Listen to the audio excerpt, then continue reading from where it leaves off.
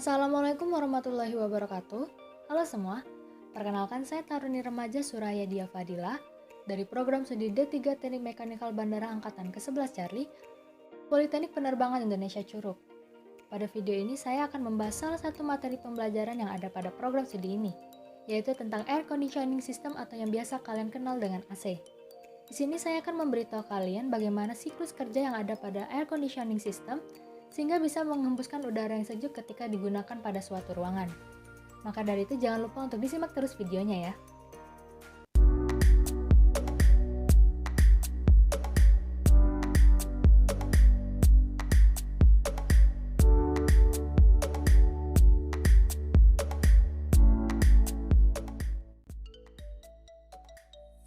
Seperti yang kalian ketahui, air conditioner merupakan sistem yang digunakan untuk mendinginkan udara. Selain itu, dia juga berfungsi untuk melembabkan serta menjaga kebersihan udara yang ada pada suatu ruangan. Tapi tahukah kalian, sebelum diciptakan sistem pendingin oleh Willis Haviland Carrier pada tahun 1902, konsep pendingin ini pertama kali telah diterapkan oleh bangsa Romawi dan Persia sekitar abad pertengahan, di mana mereka akan membangun sebuah terowongan di bawah bangunan atau rumah mereka yang digunakan untuk menampung air dalam skala yang besar.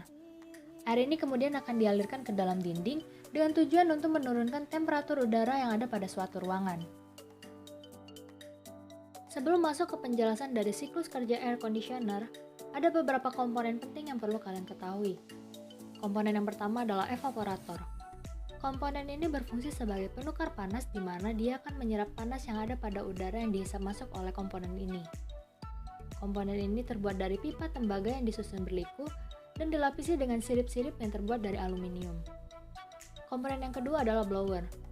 Komponen ini akan berbentuk seperti tabung bersirip dan berfungsi untuk mensirkulasikan udara yang ada di dalam ruangan. Blower ini akan bekerja sampai temperatur udara yang ada pada ruangan sesuai dengan pengaturan yang ada pada remote control. Dua komponen ini adalah komponen yang berada di bagian indoor air conditioner. Selanjutnya saya akan menjelaskan komponen penting yang ada pada bagian outdoor. Komponen penting selanjutnya adalah kompresor. Komponen ini berfungsi sebagai pusat sirkulasi, di mana komponen ini akan memompa refrigeran yang digunakan sebagai bahan pendingin dalam sistem. Selanjutnya ada kondensor. Komponen ini memiliki fungsi sebagai tempat penukar kalor, menurunkan temperatur, serta mengubah wujud refrigeran dari gas menjadi cair. Komponen ini terdiri dari pipa yang tersusun berliku dan juga dilengkapi dengan sirip. Komponen penting lainnya adalah fan.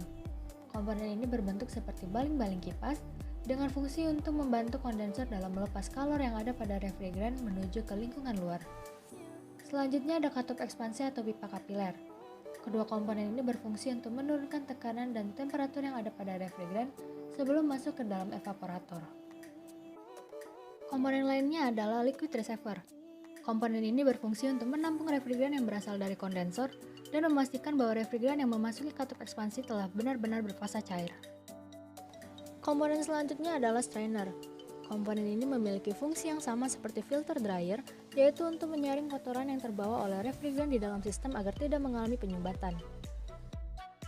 Selanjutnya ada akumulator. Komponen ini berfungsi sebagai tempat penampungan sementara sebelum refrigeran masuk kembali ke dalam kompresor. Selain itu terdapat komponen listrik yang ada pada air conditioner. Komponen yang pertama adalah PCB atau Print Control Board, yaitu komponen yang berfungsi untuk memberikan perintah secara keseluruhan pada AC agar AC bekerja dengan baik.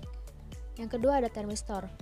Komponen ini berperan penting dalam sensor udara di dalam ruangan dan di luar ruangan sehingga dapat menganalisa suhu dingin di dalam ruangan sesuai perintah yang ada pada remote air conditioner. Komponen selanjutnya ada kapasitor. Komponen ini berfungsi untuk penyimpanan daya listrik sementara untuk menggerakkan kompresor pada saat sistem baru dinyalakan. Kemudian terdapat komponen overload. Komponen ini berfungsi untuk mengamankan kompresor jika kompresor tidak bekerja dengan normal. Overload akan bekerja dengan cara memutuskan aliran listrik yang ada pada kompresor. Selanjutnya terdapat motor listrik. Motor listrik yang digunakan adalah jenis motor listrik yang mengubah energi listrik menjadi energi mekanik. Energi mekanik yang dihasilkan difungsikan untuk menggerakkan blower yang ada pada bagian indoor dan baling-baling fan yang ada pada bagian outdoor. Komponen penting yang terakhir ialah refrigeran. Refrigeran berfungsi sebagai fluida yang digunakan untuk menyerap panas dari udara yang ada pada ruangan, sehingga suhu udara di dalam ruangan tersebut menjadi rendah atau dingin. Jenis refrigeran yang biasa digunakan ialah R410A dan R32.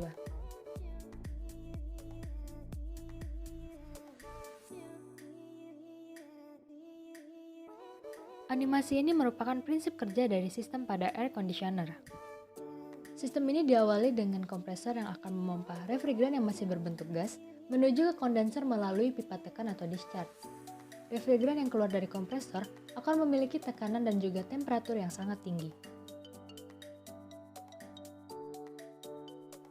Ketika refrigeran memasuki kondensor, maka akan terjadi pemindahan kalor yang ada pada refrigeran. Seperti yang kalian lihat pada animasi, pipa pada kondensor disusun berliku dan juga dilengkapi dengan sirip. Tujuannya adalah untuk mempercepat proses pemindahan kalor yang ada pada refrigeran. Kalor yang berasal dari refrigeran kemudian dilepas ke lingkungan dengan bantuan fan atau kipas. Selain itu, refrigeran juga mengalami proses kondensasi, di mana refrigeran mengalami perubahan wujud dari gas menjadi cair. Di sini terdapat liquid receiver yang berfungsi untuk menampung refrigeran yang berasal dari kondensor, serta memastikan bahwa refrigeran yang memasuki katup ekspansi benar-benar berfase cair.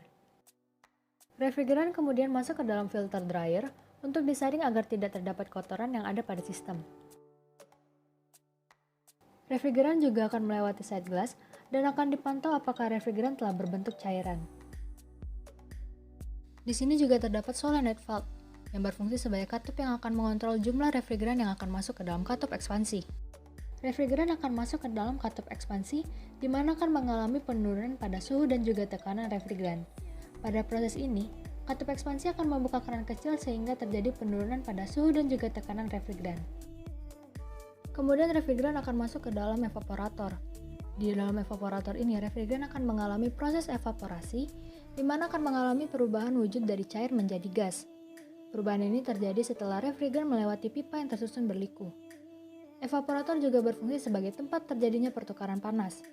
Udara yang dihisap ke dalam evaporator akan masuk melalui sirip-sirip. Kemudian udara tersebut akan melewati pipa kapiler dan mengalami pertukaran panas. Panas dari udara tersebut akan diserap oleh refrigeran yang ada di dalam pipa dan dibawa ke dalam sistem. Setelah perpindahan panas tersebut, suhu pada udara tersebut akan mengalami penurunan dan akan dihembuskan kembali dengan bantuan blower. Setelah melakukan pertukaran panas di dalam evaporator, refrigeran akan dihisap kembali ke dalam kompresor melalui pipa hisap atau suction. Sebelum masuk ke dalam kompresor, refrigeran akan ditampung sementara di dalam akumulator. Siklus ini akan berlangsung secara terus-menerus dan berulang selama air conditioner tersebut sedang digunakan. Sekian video dari saya. Semoga video ini dapat bermanfaat bagi kalian. Jangan lupa like serta komen ya. Sampai jumpa!